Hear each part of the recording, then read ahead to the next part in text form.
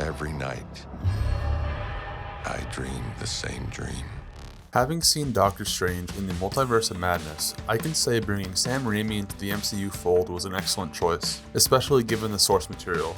Lately, 14 years in, the MCU and larger superhero genre have begun to feel stale, so bringing in a director that can offer an almost auteur approach to one of the franchise's films is a fresh change of stylistic pace.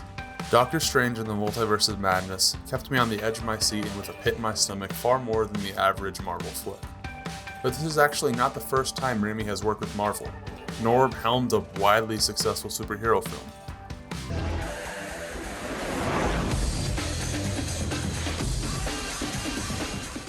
Many MCU fans my own age likely started their journey into Marvel movies with 2002's Spider-Man, also directed by the filmmaker. And now all MCU fans have been loosely associated with the picture, as that film's Peter Parker, also known as Spider-Man, Tobey Maguire, and Green Goblin, William Dafoe, were multiversally introduced in 2021's Spider-Man: No Way Home. However, Sam Raimi's impressive career extends far beyond Marvel Comics and superheroes, yet surprisingly still consistently involves one Bruce Campbell.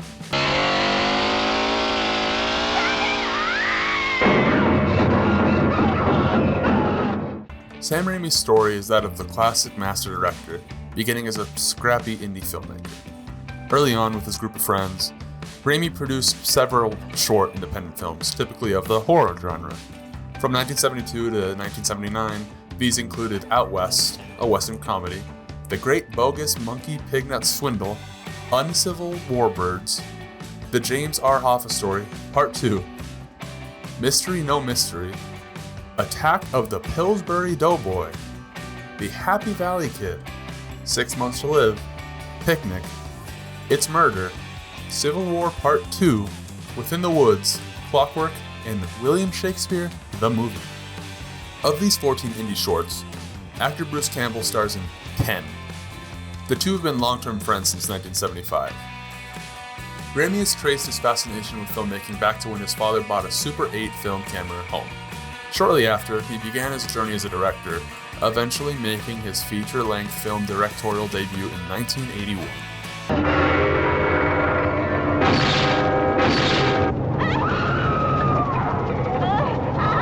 Raimi's first feature film was The Evil Dead, a horror movie about a group of friends who go to a cabin where they encounter otherworldly demons who inhabit and reanimate corpses.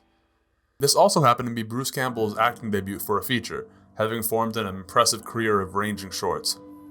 The Evil Dead went on to give way to 4 more films and a television series: Evil Dead II in 1987, Army of Darkness in 1992, Evil Dead in 2013, Evil Dead Rise in 2022, and Ash vs. Evil Dead, which ran from 2015 to 2018, as well as a musical. Detroit.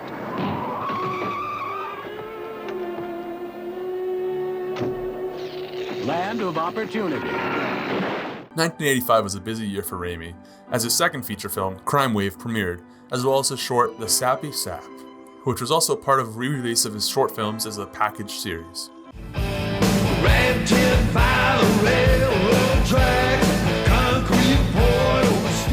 In 1988, Raimi got the chance to work with the godfather of punk himself, Iggy Pop, as the two united to produce a music video for Iggy's Grammy-winning song, Cold Metal. Soon after, in 1989, he also helmed the video for Royal Court of China's Half the Truth song.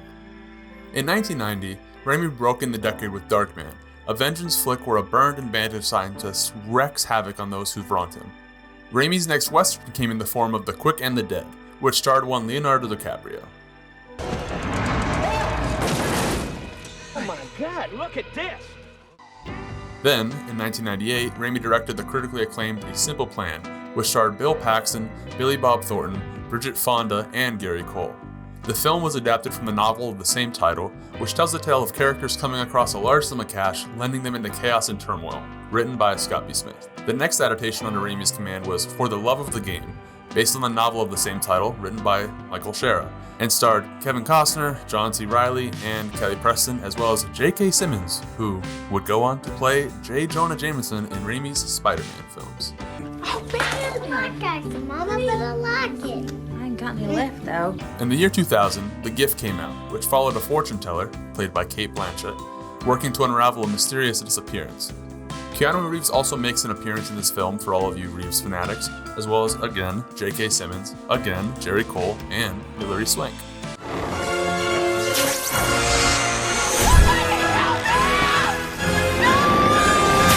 Then, 2 years later, the world was arguably changed forever.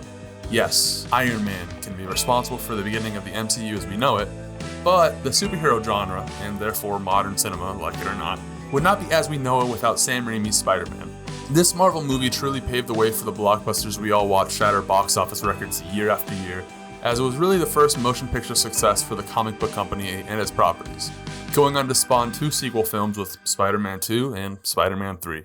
And with these movies and their storylines now officially being made canon with the greater Marvel Cinematic Universe, the case for them to be counted as the dawn of the superhero genre is only stronger.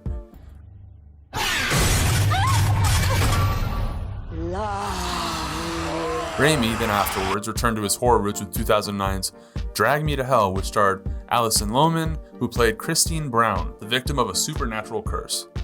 Following this, he re-entered the blockbuster sphere, taking on the Wizard of Oz prequel, Oz the Great and Powerful. This fantasy film, set in the world with the Lion, the Tin Man, and the Scarecrow, shows us how a circus magician made his way to the land of Oz and stars James Franco and Mila Kunis. Good grip on it and pull the thing. Will you please just go and see a dentist? No, Why not? Because... The now seasoned filmmaker stepped into the world of television in 2014, directing 2 episodes of the American comedy drama Rake, which served as an adaptation of the Australian series Rake, which starred Richard Ruxburgh. I should have gotten us out of here and away from the city while there was still time. Jacob, I hear there are safe places in the desert. Fast forward past the Evil Dead TV series and another short titled The Black Gondola, Raimi directed 3 episodes of the 50 Stages of Fright series, for which he also serves as an executive producer.